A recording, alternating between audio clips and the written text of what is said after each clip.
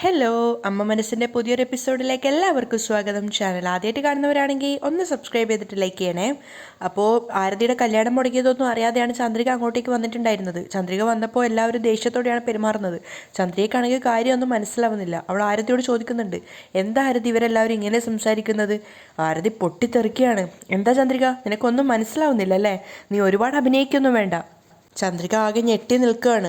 അപ്പോൾ ആരതി പറയുന്നുണ്ട്, ഇങ്ങനെയൊക്കെ സംഭവിക്കണമെന്ന് കരുതിയിട്ടല്ലേ നീ ഇങ്ങനെയൊക്കെ ചെയ്തത്? എന്താ ആരതി നീ പറയുന്നത്? ചന്ദ്രിക, നീ ഒരുപാട് അഭിനയിക്കാതെ നിർത്തും നിൻ്റെ അഭിനയം. ഞാൻ ഒരുപാട് ആഗ്രഹിച്ച് സ്വപ്നം കണ്ട എൻ്റെ ജീവിതമാണ് ഒരു നിമിഷം കൊണ്ട് നീ തകർത്ത് കളഞ്ഞത്. നീയൊന്നും ഒരു കാലത്തും നന്നാവില്ല ചന്ദ്രിക. ആരതിയുടെ ശാപം കേട്ട് ചന്ദ്രിക തന്നെ ഞെട്ടിപ്പോവാണ്. അയ്യോ! പക്ഷെ അവൾ ജാനകിയുടെയും മറ്റുള്ളവരുടെയൊക്കെ മുഖത്ത് നോക്കുമ്പോൾ എല്ലാവരുടെയും മുഖത്ത് അതേ ഭാവം തന്നെയാണ്. ആരതി, നീ എന്തൊക്കെ ഈ പറയുന്നത്? എനിക്കൊന്നും മനസ്സിലാവുന്നില്ല. അധികം അഭിനയിക്കാതെ ചന്ദ്രിക. മേഘയുടെ ഇടയിൽ കയറുകയാണ്.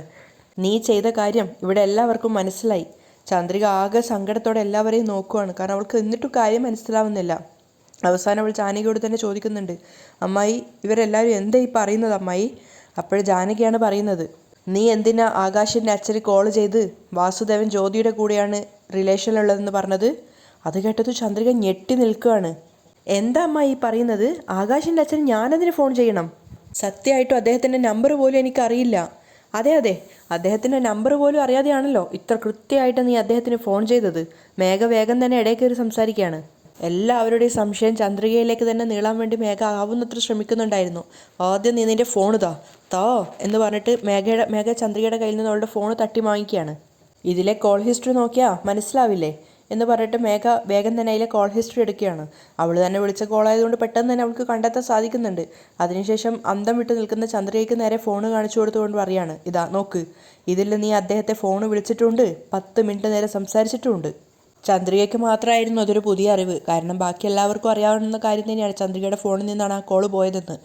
മേഘ എല്ലാവർക്കും വീണ്ടും ആ കോള് കാണിച്ചു കൊടുക്കുകയാണ്, ചന്ദ്രിക തന്നെയാണ് വിളിച്ചത് എന്ന് ഉറപ്പിക്കാൻ വേണ്ടി. ചന്ദ്രിക ശരിക്കും സങ്കടത്തോടെ പറയുന്നുണ്ട്, സത്യമായിട്ടും ഞാൻ അദ്ദേഹത്തോട് സംസാരിച്ചിട്ടില്ല. അപ്പോൾ മേഘ പറയാണ്, പിന്നെ 10 മിനിറ്റ് നീ എന്തൊക്കെയാണ് അദ്ദേഹത്തോട് സംസാരിച്ചത്? നീ വേണമെങ്കിൽ കള്ളം പറയുമായിരിക്കും, പക്ഷെ നിൻ്റെ ഫോണിൻ്റെ ഹിസ്റ്ററി കള്ളം പറയില്ലല്ലോ. ചന്ദ്രിക ശരിക്കും തകർന്നു പോയിട്ടുണ്ടായിരുന്നു. അവൾ അവസാനം ജാനകിയോട് വീണ്ടും പറയാണ്, അയ്യോ അമ്മായി, ഞാൻ കള്ളം പറയുന്നതല്ല അമ്മായി, ദയവ് ചെയ്ത് എന്നെ വിശ്വസിക്കാം അമ്മായി. പക്ഷേ ജാനകി അവളെ വിശ്വസിക്കാൻ കൂട്ടാക്കിയില്ല. നീ മിണ്ടാതെ നിന്നോണം, എൻ്റെ ഭർത്താവ് വേറൊരു പെണ്ണുമായിട്ടാണ് ജീവിക്കുന്നതെന്ന് നീ എന്നോട് പറഞ്ഞില്ലേ? അപ്പോൾ പിന്നെ ആകാശിൻ്റെ അച്ഛനെ വിളിച്ചു പറഞ്ഞതും നീ തന്നെ ആയിരിക്കും. എന്തിനാ? അത് ആരതിയുടെ ജീവിതം നശിപ്പിക്കാൻ വേണ്ടി തന്നെയല്ലേ? എല്ലാവരും അത് ശരിവെക്കുന്ന രീതിയിലാണ് നിൽക്കുന്നത്. ചന്ദ്രിക വീണ്ടും വീണ്ടും പറഞ്ഞുകൊണ്ടിരിക്കുകയാണ്, അമ്മായി ദയവ് ചെയ്ത് ഞാൻ പറയുന്നത് വിശ്വസിക്ക്. വാസുമാമനെ കുറിച്ച് ഞാൻ ആരോടും ഒന്നും പറഞ്ഞിട്ടില്ല. ആരതിയുടെ ജീവിതം നശിപ്പിക്കണം എന്നുള്ള ഒരു ലക്ഷ്യ ഉദ്ദേശം എനിക്കില്ല. ദയവ് ചെയ്ത് എന്നെ വിശ്വസിക്കാരതി. അവൾ ബെഗ് ചെയ്യാണ്. പക്ഷേ മുത്തശ്ശിയൊക്കെ ചന്ദ്രികയെ കളിയാക്കിക്കൊണ്ടാണ് നിൽക്കുന്നത്. ഞാൻ നിന്റെ ജീവിതം നശിപ്പിക്കും ആരതി? ചന്ദ്രിക കരഞ്ഞുകൊണ്ട് ചോദിക്കുകയാണ്. അപ്പോൾ ആരതി കളിയാക്കിക്കൊണ്ട് പറയുന്നുണ്ട്, അതെ അതെ അതെ, നീ വളരെയധികം നല്ലൊരു വ്യക്തി തന്നെയാണ് ചന്ദ്രിക. ഞങ്ങളെല്ലാവരും നിന്നെ വിശ്വസിച്ചു. ചന്ദ്രിക വീണ്ടും പറയുന്നുണ്ട്, ദയവ് ചെയ്ത് എന്നെ വിശ്വസിക്കുക, ഞാൻ ആരെയും ഫോൺ ചെയ്തിട്ടില്ല. ഇവിടെ എന്തോ സംഭവിച്ചിട്ടുണ്ട്, ആരോ എൻ്റെ ഫോൺ എടുത്തിട്ടാണ് സംസാരിച്ചിരിക്കുന്നത്. മേഘ വേഗം തന്നെ പറയുന്നുണ്ട്, ഏയ് നിൻ്റെ ഫോൺ നിൻ്റെ കയ്യിലല്ലേ ഉണ്ടാവുക, പിന്നെ ആരാ സംസാരിക്കുക വേറെ? ആകാശിൻ്റെ അച്ഛൻ വ്യക്തമായ തെളിവുകളോടെ നീയാണ് ഫോണിൽ സംസാരിച്ചത് എന്ന് പറഞ്ഞിട്ടുണ്ട്. അമ്മായി സത്യമായിട്ടും ഞാൻ വിളിച്ചിട്ടില്ല, ഞാൻ സംസാരിച്ചിട്ടില്ല, ദയവ് ചെയ്ത് എന്നെ വിശ്വസിക്ക്, ദയവ് ചെയ്ത് എന്നെ വിശ്വസിക്കാരതി. ചന്ദ്രയെ കരഞ്ഞുകൊണ്ട് വീണ്ടും വീണ്ടും പറഞ്ഞുകൊണ്ടേയിരിക്കുകയാണ്. അപ്പോൾ ആരതിയും പറയുന്നുണ്ട്, നീ ഒരുപാട് നല്ലവളാണെന്ന് ഞങ്ങളെല്ലാവരും വിചാരിച്ചിരുന്നു, പക്ഷേ നീ മേഘ പറഞ്ഞതുപോലെ ഒരു ക്രിമിനൽ തന്നെയാണ്. ചന്ദ്രയ്ക്ക് വല്ലാത്ത സങ്കടം തോന്നുകയാണ് ആരതി അങ്ങനെയൊക്കെ പറയുന്നത് കേട്ടിട്ട്. അത് കണ്ടിട്ട് മേഘയ്ക്ക് നല്ല ചിരി വരുന്നുണ്ടായിരുന്നു. എനിക്ക് നല്ലൊരു ജീവിതം കിട്ടുമോ എന്ന് ആലോചിച്ചിട്ട് നിനക്ക് വല്ലാത്ത ടെൻഷനായിരുന്നു അല്ലേ ചന്ദ്രിക? ആരതി മോളെ, എന്തിനാ ഇങ്ങനെയൊക്കെ സംസാരിക്കുന്നത്? നിനക്ക് സത്യം ഞാൻ എങ്ങനെ ബോധ്യപ്പെടുത്തുന്ന പോലെ എനിക്കറിയില്ല. അപ്പോൾ ആരതി പറയുന്നുണ്ട്, എൻ്റെ അച്ഛനാണ് എൻ്റെ ജീവിതം നശിപ്പിച്ചത് എന്നാണ് ഞാൻ കരുതിയത് ചന്ദ്രിക. നീയും ചേർന്നാണ് അത് നശിപ്പിക്കുക എന്ന് ഞാൻ കരുതിയില്ല ചന്ദ്രിക. ആരതിക്ക് ഹൃദയം പൊട്ടുന്ന സങ്കടം ഉണ്ടായിരുന്നു. അപ്പോൾ ചന്ദ്രിക സങ്കടത്തോടെ പറയുന്നുണ്ട്, ആരതി ഞാനല്ല മോളെ, എൻ്റെ അച്ഛൻ മറ്റൊരു പെണ്ണുമായിട്ട് റിലേഷൻഷിപ്പിലാണെന്ന് അറിഞ്ഞാൽ ഇനി ആരാ എന്നെ കല്യാണം കഴിക്കുക? പറ ചന്ദ്രിക. ആരതിയുടെ ചോദ്യത്തിന് മുന്നിൽ ഒന്നും പറയാനാവാതെ നിൽക്കുകയാണ് ചന്ദ്രിക. അപ്പോൾ മുത്തശ്ശി പറയുന്നുണ്ട്, അങ്ങനെ ഇനി ആരെങ്കിലും വേറൊരാൾ വന്നാൽ കൂടി ഇതേ ചന്ദ്രിക തന്നെ അതും മുടക്കിത്തരും. അത് കേട്ട് ചന്ദ്രിക മുത്തശ്ശിയോട് പറയുന്നുണ്ട്, ഇങ്ങോട്ട് നോക്കൂ, ആരതി എനിക്കെൻ്റെ കൂടെ ജനിച്ച സഹോദരിയെ പോലെയാണ്. അങ്ങനെയുള്ള അവളുടെ ജീവിതം ഞാൻ എന്തിനു നശിപ്പിക്കണം? എന്തിനാ നിങ്ങൾ ഇങ്ങനെയൊക്കെ സംസാരിക്കുന്നത്? അവളുടെ ജീവിതം നന്നായിട്ടുണ്ടെങ്കിൽ നിങ്ങളെല്ലാവരെക്കാട്ടിലും സന്തോഷിക്കുക ഞാനായിരിക്കും. എല്ലാവരും ചന്ദ്രികയോട് ദേഷ്യത്തോടെയും വെറുപ്പോടെയാണ് നിൽക്കുന്നത്. അപ്പം മുത്തശ്ശി വീണ്ടും കളിയാക്കുകയാണ്. അതെ അതെ അതെ, അവൾക്ക് നല്ലൊരു ജീവിതം കിട്ടിയാൽ നീ സന്തോഷിക്കുന്നത് നന്നായിട്ട് മനസ്സിലായി. അതിനുവേണ്ടി നീ എന്തുമാത്രം കഷ്ടപ്പെടുമെന്നും ഇപ്പം കണ്ടു. മുത്തശ്ശി പറഞ്ഞത് കേട്ടിട്ട് ചന്ദ്രിക വേഗം തന്നെ ആരതിയുടെ അടുത്തേക്ക് പോയിട്ട് അവളുടെ കൈ പിടിച്ചിട്ട് പറയാണ്, ആരതി കരയല്ലേ, ആരതി കരയല്ലേ. പക്ഷെ ആരതി അവളുടെ കൈ തട്ടി മാറ്റുകയാണ്. വിട്, ആകാശിൻ്റെ അച്ഛന് കോൾ ചെയ്ത് ഞാൻ ഒന്നും പറഞ്ഞിട്ടില്ല, ദയവ് ചെയ്ത് എന്നെ വിശ്വസിക്കാരതി. ചി, എൻ്റെ കൈ വിടടി. അങ്ങനെ ആരതി പറഞ്ഞത് കേട്ടത് ചന്ദ്രിക സങ്കടത്തോടെ നോക്കുകയാണ്. കാരണം അത്രയും മോശമായിട്ടാണ് ആരതി അവളോട് സംസാരിക്കുന്നതും പെരുമാറുന്നതും. അപ്പോൾ ആരതി പറയുന്നുണ്ട്, നിന്നെ കാണുന്നത് തന്നെ എനിക്കിപ്പോൾ വല്ലാത്ത ദേഷ്യമായിട്ട് തോന്നുവാണ്. എൻ്റെ കൺമുന്നിൽ വരാതെ ദയവ് ചെയ്ത് എന്നെ മുന്നിൽ പോകാൻ നോക്ക്. ആരതി ചന്ദ്രികയോട് അങ്ങനെ പെരുമാറുന്നത് കണ്ടപ്പോൾ മേഘയ്ക്ക് ഒത്തിരി സന്തോഷമാവുകയാണ്. അപ്പോൾ കരഞ്ഞുകൊണ്ട് ചന്ദ്രിക അമ്മായിയോട് പറയാണ്, അമ്മായി, ആരതി ചെറിയ പെൺകുട്ടിയാണ്, അവൾക്ക് എന്തോ ദേഷ്യം വന്നിട്ട് അവൾ ഇങ്ങനെയൊക്കെ സംസാരിക്കുന്നതാണ്. ഞാനിങ്ങനെ ഒരു തരംതാണ കാര്യം ചെയ്യുന്നു തോന്നുന്നുണ്ടോ അമ്മായി? ഓ, അപ്പോൾ പിന്നെ നിന്റെ ഫോണിൽ നിന്ന് തനിയനെയാണോ ആകാശിൻ്റെ അച്ഛന് കോള് പോയത്? പരിഹാസത്തോടെ ജാനകി ചോദിക്കുകയാണ്. നീ അറിയാതെ ആരാണ് ചന്ദ്രിക വിളിച്ചിട്ടുണ്ടാവുക? പറ ചന്ദ്രിക. അമ്മായി, അതുതന്നെയാണ് എനിക്കും അറിയാത്തത്. ചന്ദ്രിക പറഞ്ഞത് കേട്ടതും മേഘ ഇടയിൽ കയറുകയാണ്. ഓ, വിചാരണയ്ക്ക് സമയം തരികയാണെങ്കിൽ നീ CBI കൊണ്ട് കേസ് അന്വേഷിപ്പിക്കുന്നതാണെന്നല്ല തോന്നുന്നത്. ഇങ്ങോട്ട് നോക്ക് ചന്ദ്രിക, നീ എങ്ങനെയുള്ള ആളാണെന്ന് ഇവിടെ എല്ലാവർക്കും മനസ്സിലായി. ഇനി ഇവരെ എല്ലാം പറ്റിക്കാൻ സാധിക്കില്ല. അമ്മായി, അമ്മായി, ഇവളെ എന്താ ചെയ്യേണ്ടത്? പക്ഷേ ജാനകി പുച്ഛത്തോടെയും വെറുപ്പോടെയും മുഖം തിരിക്കുകയാണ്. അത് കണ്ട മേഘ ആരതിയോട് ചോദിക്കുന്നുണ്ട്, ആരതി, നിന്റെ ജീവിതമാണ് ഇവളെ നശിപ്പിച്ചത്, നീ പറ, ഇവളെ എന്താ ചെയ്യേണ്ടത്? ആരതിയുടെ മനസ്സിൽ എരികേറ്റിക്കൊണ്ടാണ് മേഘ ചോദിക്കുന്നത്. അപ്പോൾ ആരതി പറയുന്നുണ്ട്, ഇങ്ങനെയുള്ള ഒരുത്തിയെയും വീട്ടിൽ കയറ്റാൻ പാടില്ല, കഴുത്തിന് പിടിച്ച് വെളിയിലേക്ക് തള്ളു. ആരതി അത്രയും നിഷ്കരുണം പറയുന്നത് കണ്ടിട്ട് ചന്ദ്രികയ്ക്ക് തന്നെ സഹിക്കാനാവുന്നുണ്ടായിരുന്നില്ല. പക്ഷെ ആരതി പറയാൻ കാത്തു നിന്നതുപോലെയാണ് മേഘയും അവളുടെ അമ്മാവനായിട്ടുള്ള മനോഹരനും ചന്ദ്രികയോട് ഇടപെടുന്നത്. മേഘ കാത്തു നിന്നൊരു നിമിഷം തന്നെ ആയിരുന്നു അത്. ആരതിയോട് സങ്കടത്തോടെ ചന്ദ്രിക വീണ്ടും റിക്വസ്റ്റ് ചെയ്യുന്നുണ്ട്, ഞാനല്ലാന്ന്. പക്ഷെ അതൊന്നും ആരതി വകവെക്കുന്ന പോലുമില്ല. അതുകൊണ്ട് തന്നെ മേഘ പറയുന്നുണ്ട്, ആരതി പറഞ്ഞത് കേട്ടില്ലേ, മര്യാദയ്ക്ക് ഇറങ്ങി പോകാൻ നോക്ക്. ചന്ദ്രിക വീണ്ടും വീണ്ടും അത് തന്നെ പറഞ്ഞുകൊണ്ടേയിരിക്കുകയാണ്. ആരതി എന്നെ വിശ്വസിക്കുമോളെ, സത്യമായിട്ടും ഞാൻ നിന്റെ ജീവിതം നശിപ്പിച്ചിട്ടില്ല. ജാനകിയോ ആരതിയോ പക്ഷേങ്കിൽ ചന്ദ്രികയുടെ സംസാരം കേൾക്കാൻ പോലും തയ്യാറായിരുന്നില്ല. അപ്പോൾ മേഘ പറയുന്നുണ്ട്, ഇറങ്ങി പോവാൻ നോക്കടി, നിന്റെ ഈ കള്ള കണ്ണീര് ഇവിടെ ഇനി ആർക്കും കാണേണ്ട. മേഘ അപ്പോഴേക്കും ചന്ദ്രികയുടെ കൈപിടിച്ച് വലിക്കാൻ തുടങ്ങിയിട്ടുണ്ടായിരുന്നു. കരഞ്ഞുകൊണ്ട് ചന്ദ്രിക വീണ്ടും വീണ്ടും അത് തന്നെ പറഞ്ഞുകൊണ്ടേയിരിക്കുകയാണ്. ആരതി എന്നെ വിശ്വസിക്കാരതി, സത്യമായിട്ടും ഞാൻ ചെയ്തിട്ടില്ല ആരതി, എന്നെ വിശ്വസിക്കുമോളെ, സത്യമാണെന്നൊക്കെ ഇങ്ങനെ പറഞ്ഞുകൊണ്ടേയിരിക്കുന്നുണ്ട്. പക്ഷെ അപ്പോഴേക്കും മനോഹരനും മുത്തശ്ശിയും മേഘയൊക്കെ ചേർന്നിട്ട് ചന്ദ്രികയെ പിടിച്ച് പുറത്തേക്ക് തള്ളിക്കൊണ്ടേയിരിക്കുകയാണ്. പുറത്തെത്തുന്നത് വരെ ചന്ദ്രിക കരഞ്ഞുകൊണ്ട് അത് തന്നെ പറഞ്ഞുകൊണ്ടേയിരിക്കുന്നുണ്ട്, ഞാനല്ല ചെയ്തതെന്ന്. പക്ഷെ ആരതിയും ജാനകിയൊന്നും അത് മൈൻഡ് പോലും വെക്കുന്നുണ്ടായിരുന്നില്ല. ചന്ദ്രികയും കൊണ്ട് മേഘയും ആൾക്കാരൊക്കെ പുറത്തു വന്നപ്പോൾ ആരതി വേഗം അകത്തേക്ക് മുറിയിലേക്ക് ഓടിപ്പോവുകയാണ്. ജാനകി കരഞ്ഞുകൊണ്ട് അവിടെ തന്നെ ഇരിപ്പുണ്ടായിരുന്നു. ചന്ദ്രികയെ കൂട്ടി പുറത്തേക്ക് വന്നതിന് ശേഷം മേഘയും അവളുടെ അമ്മാവനും കൂടി ചന്ദ്രികയെ പിടിച്ച് പുറത്തേക്ക് വലിച്ച് തള്ളിയിടുകയാണ്. ചന്ദ്രിക പോയിട്ട് മുറ്റത്ത് വീഴുന്നുണ്ടായിരുന്നു. ചന്ദ്രിക നിലത്ത് കരഞ്ഞുകൊണ്ട് ഒറ്റയ്ക്ക് തന്നെ എഴുന്നേൽക്കുകയാണ്. അവളുടെ ഫോണൊക്കെ അവിടെ നിലത്ത് വീണിട്ടുണ്ടായിരുന്നു.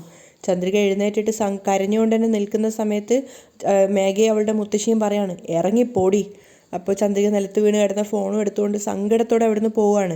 ആരതിയാണെങ്കിൽ വേഗം പോയിട്ട് അവളുടെ മുറിയിൽ കയറി കതകടച്ച് എന്നിട്ട് ഫോൺ എടുത്തിട്ട് അവൾ ആകാശിനെ കോൾ ചെയ്യുകയാണ്. ആകാശാണെങ്കിൽ ഫോണിന് തൊട്ടടുത്ത് തന്നെ ഉണ്ട്. വിളിക്കുന്നത് ആരതിയാണെന്ന് അവൻ കാണുന്നുണ്ടായിരുന്നു. അങ്ങനെ ഒരു പ്രാവശ്യം ഫുള്ളായിട്ട് റിങ് അടിഞ്ഞ് തീരുവാണ്. ആ സമയത്തൊക്കെ ആരതി പറയുന്നുണ്ട്, ആകാശ് ഫോൺ എടുക്കുക എന്നിങ്ങനെ കരഞ്ഞുകൊണ്ടേയാണ് അവൾ വിളിക്കുന്നത്. അങ്ങനെ ഒരു ഫോൺ ഫുള്ള് റിങ് ചെയ്ത് തീർന്നെങ്കിലും ആകാശ് കോൾ എടുത്തില്ല. രണ്ടാമത് വീണ്ടും ആരതി വിളിച്ചപ്പോൾ ആകാശ് ഫോൺ അറ്റൻഡ് ചെയ്യാണ്.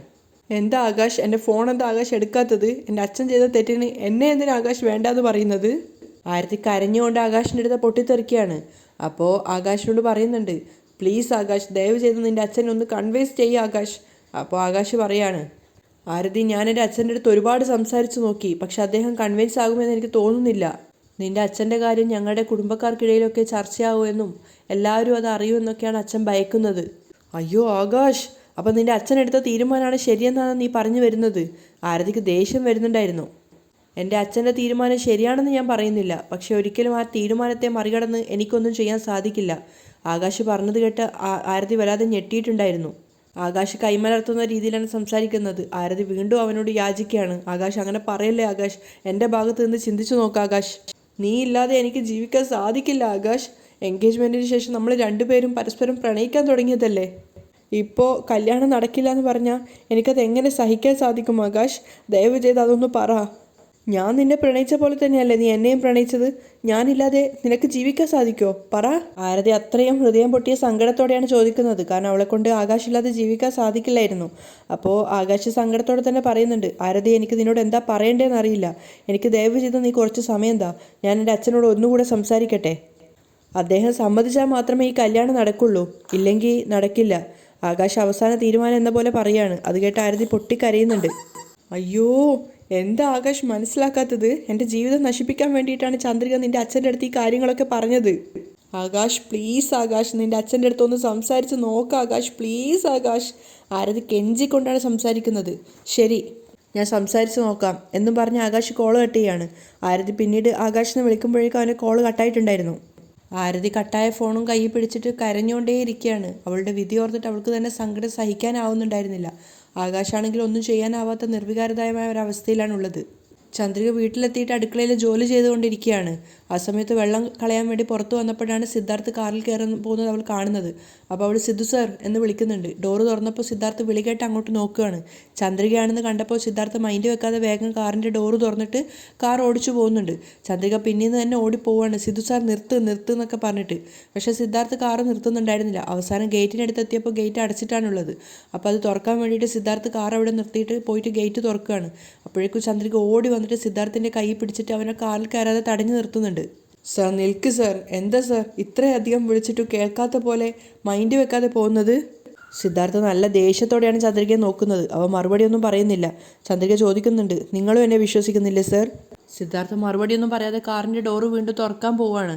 അപ്പോൾ ചന്ദ്രിക പിന്നീട് വീണ്ടും വിളിക്കുന്നുണ്ട്, സർ എന്നോട് സംസാരിക്കൂ സർ. നിങ്ങളിങ്ങനെ എന്നോട് മിണ്ടാതിരിക്കുന്നത് എന്നെ വല്ലാതെ ബുദ്ധിമുട്ടിക്കുകയാണ്. അമ്മായിയോ ആരതി എന്നെ വിശ്വസിക്കുന്നില്ല. ശരി, കുഴപ്പമില്ല, നിങ്ങളെങ്കിലും എന്നെ വിശ്വസിക്കാമോ സർ?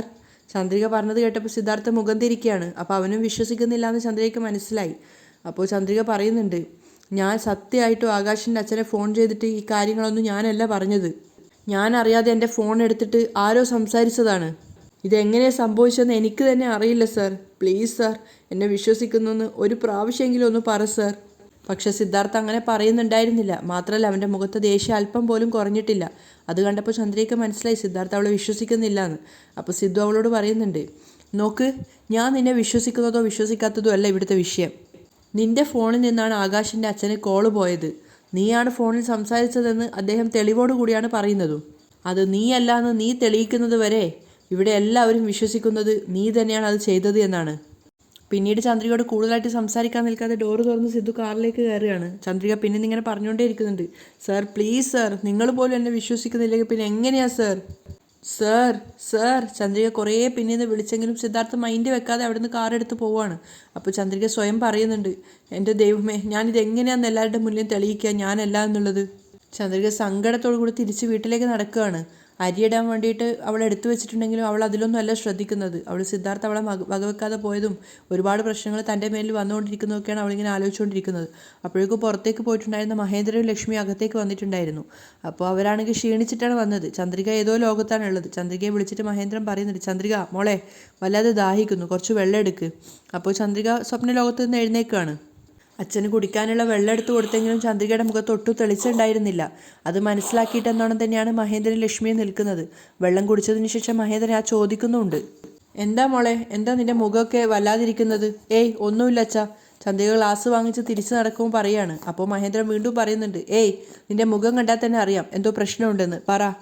ലക്ഷ്മി നീ ചോദിച്ചു നോക്ക് എന്താ കാര്യമെന്ന്. അപ്പോൾ ലക്ഷ്മി ചോദിക്കുന്നുണ്ട്, അച്ഛൻ ചോദിക്കുന്നത് കേട്ടില്ലേ മോളെ, എന്താ വിഷയമെന്ന് പറ, എന്നാലല്ലേ ഞങ്ങളും കൂടി അറിയുള്ളൂ. അത് കേട്ട സമയത്ത് ചന്ദ്രിക സങ്കടത്തോടെ കരയാണ്. കാരണം ആരെങ്കിലും അങ്ങനെ തന്നോട് ചോദിക്കണം എന്ന് അവളും ആഗ്രഹിച്ചിട്ടുണ്ടായിരുന്നു. അവൾ കരയുന്ന കണ്ടപ്പോൾ ലക്ഷ്മിക്കും മഹേന്ദ്രന് സങ്കടമാവുന്നുണ്ട്. എന്താ മോളെ, എന്താ കാര്യം, പറ. ആരതിയെ ഞാൻ എൻ്റെ സ്വന്തം സഹോദരിയായിട്ടാണ് കാണുന്നത്. അങ്ങനെയുള്ള ആരതിയോട് ഞാൻ ഇങ്ങനെയൊക്കെ ചെയ്തു എന്നാണ് എല്ലാവരും പറയുന്നത്. അവൾ അത് ആലോചിച്ച് കരയാണ്. അപ്പം മഹേന്ദ്രൻ ചോദിക്കുന്നുണ്ട്, നീ എന്ത് ചെയ്തു എന്നാണ് മോളെ എല്ലാവരും പറയുന്നത്? ആരതിയുടെ ഭർത്താവ് കല്യാണം കഴിക്കാൻ പോകുന്ന ചെക്കൻ്റെ വീട്ടിൽ വിളിച്ചിട്ട് വാസു അമ്മാവനും ജ്യോതിക്കും തമ്മിൽ റിലേഷൻഷിപ്പ് ഉണ്ടെന്ന് ഞാനാ പറഞ്ഞതെന്നും അങ്ങനെയുള്ള ഒരാളുടെ മകളെ നിങ്ങൾ വിവാഹം കഴിച്ചു കൊണ്ടുപോകുന്നത് നല്ലതല്ല എന്നൊക്കെ ഞാൻ പറഞ്ഞു എന്ന്. അത് കേട്ട് മഹേന്ദ്രൻ ഞെട്ടലോട് ചോദിക്കുന്നുണ്ട്, എന്തൊക്കെയാണ് മോളെ നീ പറയുന്നത്? എൻ്റെ ഫോണിൽ നിന്നാണ് ആകാശിൻ്റെ അച്ഛന് കോള് പോയിരിക്കുന്നത്. നീ പറയുന്നത് സത്യമാണോ? ലക്ഷ്മി ചോദിക്കുകയാണ്. അതെ അമ്മ, പക്ഷേ അതെങ്ങനെയാണ് സംഭവിച്ചതെന്ന് എനിക്കറിയില്ല. എൻ്റെ ഫോണിൽ നിന്ന് അദ്ദേഹത്തോട് ആരാണ് സംസാരിച്ചതെന്നും എനിക്കറിയില്ല. അപ്പോൾ മഹേന്ദ്രൻ ചോദിക്കുന്നുണ്ട്, നിൻ്റെ ഫോണിൽ നിന്നാണ് കോൾ വന്നതെന്ന് ആരാ പറഞ്ഞത്? ആകാശിൻ്റെ അച്ഛനാണ് പറഞ്ഞത്. അദ്ദേഹത്തിൻ്റെ ഫോണിലെ റിസീവ്ഡ് കോളിൽ എൻ്റെ നമ്പറാണുള്ളത്. അതെങ്ങനെയാ മോളെ? നിൻ്റെ ഫോണിൽ നിന്ന് എങ്ങനെ മറ്റുള്ളവർക്ക് സംസാരിക്കാൻ സാധിക്കുക? അറിയില്ല അച്ഛാ, എനിക്ക് ചുറ്റും എന്തൊക്കെയാണ് സംഭവിക്കുന്നതെന്ന് പോലും എനിക്ക് മനസ്സിലാവുന്നില്ല. ജാനകി അമ്മായി ഇപ്പോൾ തന്നെ മനസ്സുടഞ്ഞ അവസ്ഥയിലാണുള്ളത്. അതിൻ്റെ കൂടെ ഇങ്ങനെ ഒരു പ്രശ്നം വേറെയും. പാവം ആരതി അവളുടെ കല്യാണം മുടങ്ങിപ്പോയതിൽ വല്ലാതെ വിഷമിച്ച് നിൽക്കുക. മഹേന്ദ്രനും ലക്ഷ്മി ആകെ കൺഫ്യൂഷൻ ആവുകയാണ്. അപ്പോൾ ചന്ദ്രിക പറയുന്നുണ്ട്, അമ്മ ഞാൻ ഒരു കാര്യം പറയാം. എൻ്റെ ഫോൺ എടുത്തിട്ട് ആകാശിൻ്റെ അച്ഛനെ മറ്റാരോ ആണ് വിളിച്ചിരിക്കുന്നത്. നിൻ്റെ ഫോൺ നിൻ്റെ കയ്യിലല്ലേ മോളെ ഉണ്ടാവുക, അത് മറ്റാരെ എടുക്കുക? അപ്പോൾ കരഞ്ഞുകൊണ്ട് ചന്ദ്രിക പറയാണ്, മലര് ഇടയ്ക്കിടയ്ക്ക് ഗെയിം കളിക്കാൻ വേണ്ടി എൻ്റെ ഫോണും കൊണ്ട് പോവാറുണ്ട്. അങ്ങനെയുള്ള സമയത്ത് അവൾ അറിയാതെ എൻ്റെ ഫോൺ എടുത്തിട്ട് ഇങ്ങനെ കോൾ ചെയ്യാനുള്ള സാധ്യതയുണ്ട്. ചന്ദ്രിക സംശയത്തോടെ പറയാണ്. അപ്പം ലക്ഷ്മി ചോദിക്കുന്നുണ്ട്, നിനക്ക് ആരെങ്കിലും സംശയമുണ്ടോ? വേറെ ആരെ സംശയിക്കാനാ? ഇങ്ങനെയുള്ള കാര്യങ്ങളൊക്കെ ആരാ ചെയ്യുക? മഹേന്ദ്രൻ തിരിച്ചു ചോദിക്കുകയാണ്. അവളായിരിക്കും, നമ്മുടെ ആദ്യത്തെ മകള് മേഘ, അവൾ തന്നെയാണ് ചെയ്തിട്ടുണ്ടാവുക. മഹേന്ദ്രൻ ഉറപ്പിച്ചു പറയാണ്. അവിടെയാണ് ഇന്നത്തെ എപ്പിസോഡ് വൈൻഡപ്പ് ചെയ്യുന്നത്.